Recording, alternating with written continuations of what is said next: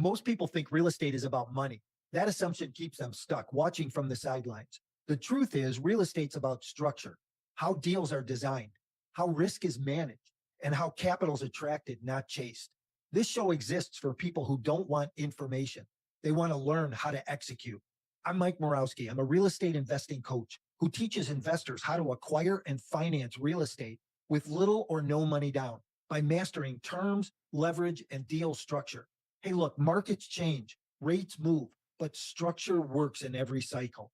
Real estate isn't bought with money, it's built with structure. This is the Mic Drop Show.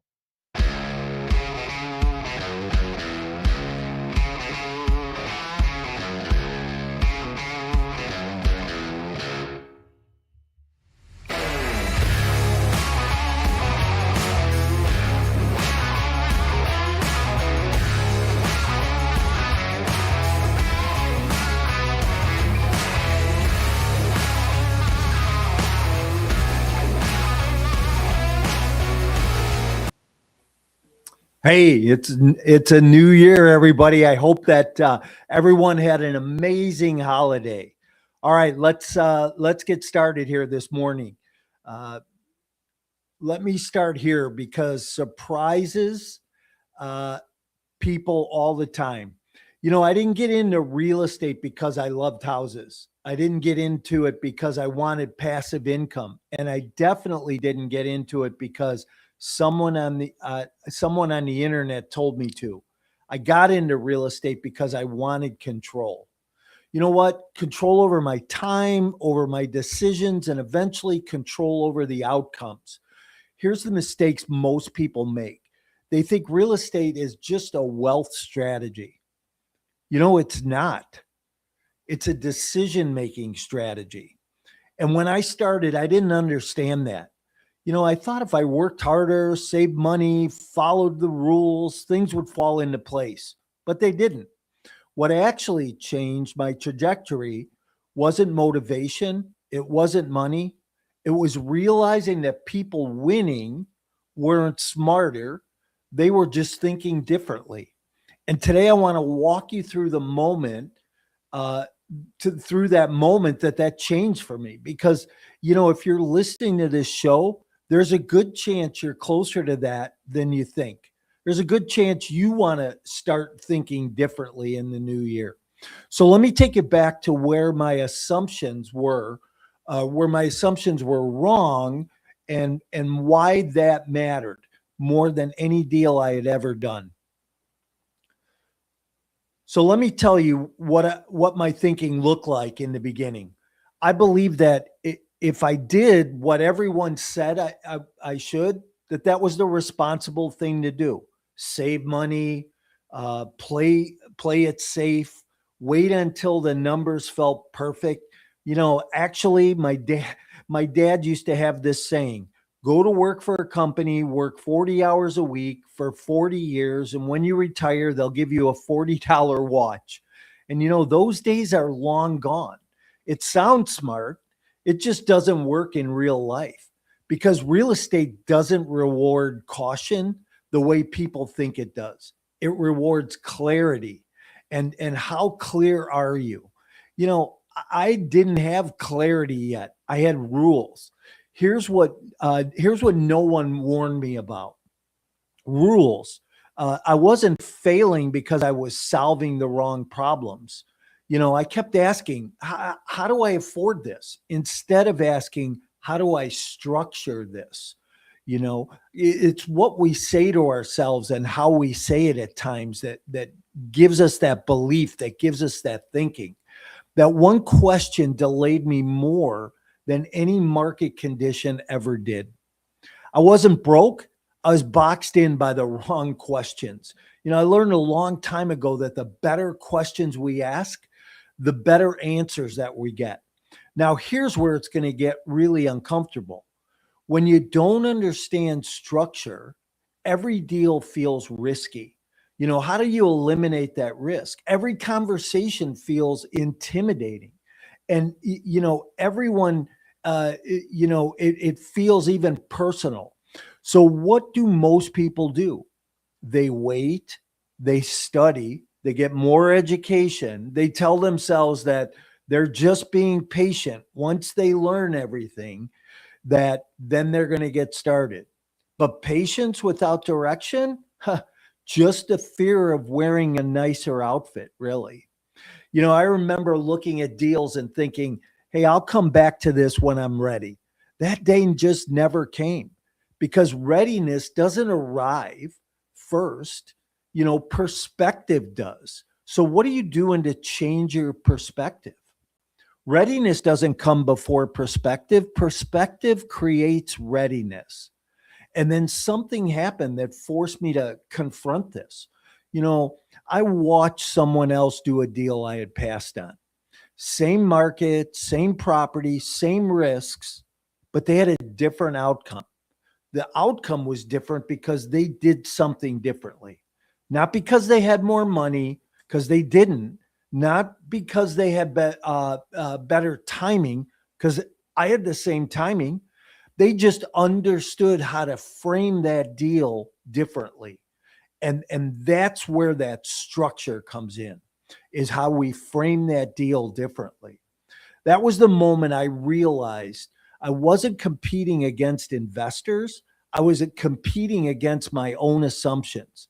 There's so many times that the biggest competition in the marketplace isn't anyone else except yourself.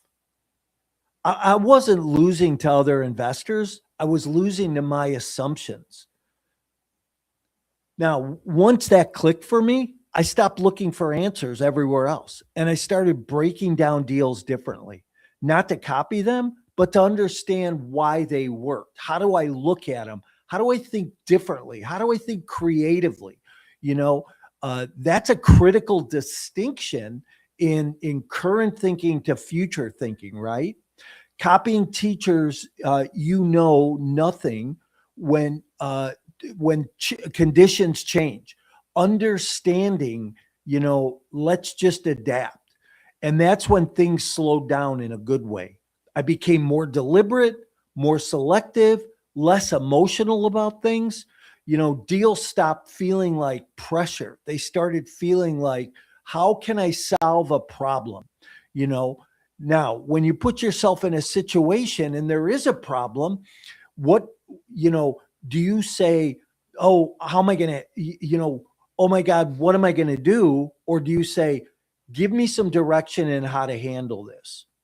You know what? When deals stop feeling like emotional distress, they start becoming more solvable. Here's the part people don't really hear. Real estate didn't give me freedom right away. It gave me responsibility first. Responsibility for my decisions, responsibility for the risk tolerance, responsibility for other people's money, responsibility for outcomes I could no longer blame on anyone else. That's not glamorous sometimes, but it's honest, right? Wouldn't you rather be honest than glamorous? And honesty is what most investors are missing. They want certainty before commitment. We don't always get certainty, but real estate offers clarity after that commitment.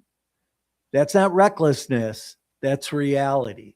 We're not trying to do something to be reckless. We're trying to live in that space of reality. Hey, once I accepted all this, my whole approach changed.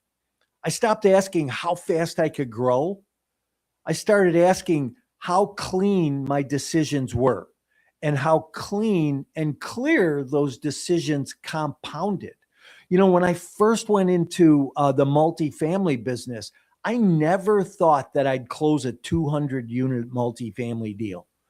And what's amazing to me that before I knew it, I was closing 300 and 400 unit deals. That could be you. You could do the same thing. This is not part of the journey most people, look past or skip over because it's hard, but because it requires unlearning some of your old ways of doing things. I never thought I could, do a deal with no money down. But you know what? That first real estate deal I ever did, I spent $1,000. Now, that wasn't no money down, but it was almost no money down, right? I mean, come on. And, so unlearning some of our old stories gives us that progress to move forward. So if you're listening to this and thinking, I feel stuck, you're probably not missing information. You're probably holding on to values and rules that no longer apply in your life. And in the next episode, if I'm going to tell you about my first real win and why it's almost taught me the wrong lessons, but because of how I reframed it, it told me better lessons. Because success without the right framework can be more dangerous than failure. So, framework is how we think differently, how we think outside the box and think creatively. As I mentioned, I never thought I'd do a deal with no money down. But last year, I bought a 65 unit apartment complex, basically no money down. And the owner's holding a second mortgage of $1 million with no interest. I mean, who would think that you could structure deals like that? There's so many ways to be able to do that. Here's what I want you to leave with today. Most people don't fail in real estate because they're lazy. They fail because they're obedient. They follow rules that they never questioned. They wait for permission that never comes. They confuse being careful with being prepared. Hey, listen, I did the same thing. I did it for a long time. I did it when I was in the construction business. I did it when I was in the residential business. And I even did it in the beginning when I was in the apartment business. But you know what? I changed that story.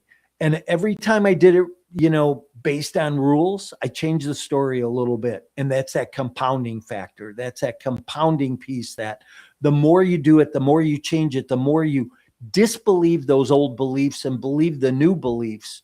That's where the growth happens. So for a long time, I thought discipline meant waiting. I thought responsibility meant playing small until things felt safe. Hey, let me ask you a question. Are you married? Have you and your wife maybe talked about having kids, but you're waiting for the right time till you have more money, till you have a better job, till things feel more secure? Are you waiting to get married till you have more money, you feel more secure? You know what? It's the same thing in everything that we do in our lives. You got to quit waiting and start taking action. It's not in the safety. Safety's subjective. And being ready is a moving target, because every time it's like setting goals. Sometimes every time you set a goal, that target moves and you want to move a little bit faster or a little bit further on. What actually changed my path wasn't confidence. It was ownership. Ownership in my decisions, in my choices, ownership in overcoming the blind spots and knowing that even if they showed up, I'd be able to walk through them and work through them. Ownership of the fact that I wanted different results. I had to think differently. That's what this is about. This is what your investing journey is about. It's about getting uncomfortable, but it's also freeing. The more uncomfortable you get, the more you walk through that uncomfortability. Let me give you a quick story about uncomfortability.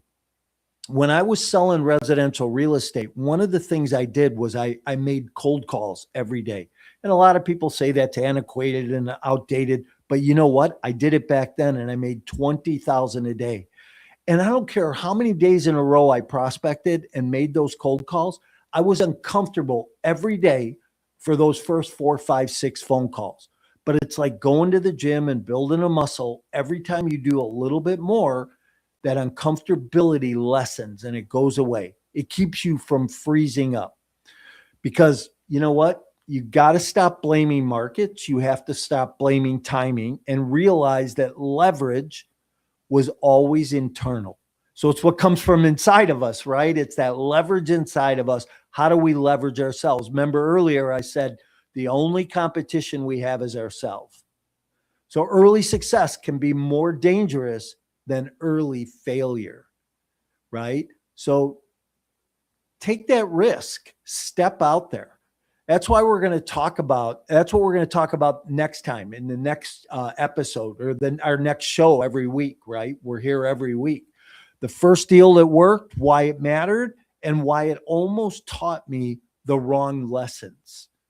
You know, I did that first deal, and you know what? I was a little nervous about it. My knees were knocking. I'm not going to be lying to you. But you know what? As I walked through it, I learned a little bit more. Somebody asked me the other day, I was on the phone with a coaching client, and somebody asked me the other day, they said, so when you did your first deal, tell me about it. How did that happen? And I said, well, you know what? I had no coach. I had no mentor. I just took action. I went out, I put an 11 unit apartment deal under contract. I put that first 4-unit owner finance deal under contract. And, then I said, oh my God, how am I going to pay for this? And I had to take the steps to raise capital. I had to take the steps to learn how to operate that first property. You know what? If you're at a stage where you're trying to do everything right, or you feel like you're doing everything right, but you still feel like something's missing, hey, this series is going to be for you. The upcoming weeks, we're going to cover a lot more of this, a lot more in depth, because before tactics, before money, before scaling your business, there's a way of thinking that you have to earn. And I don't think that mindset gets talked enough about in the real estate business, real estate investing, whether it's residential, whether you're doing, little or no money down financing, or you're doing residential fix and flips, or whether you're doing a apartment business, right? Before tactics and money and scale, you got to think differently. And that's what I'm going to help you do over the next few weeks, is think differently. So subscribe to our channel and watch us and show up on Wednesday morning with us. And once you do, real estate stops feeling random. It starts feeling intentional. If this episode made you rethink your approach to deals, and then I did the job this morning. Real estate isn't bought with money. It's built with structure. It's built with reframing that deal, reframing the seller's position, reframing the story in your own mind. Hey, you know what? This has been the Mic Drop Show, and there's a mic drop for you.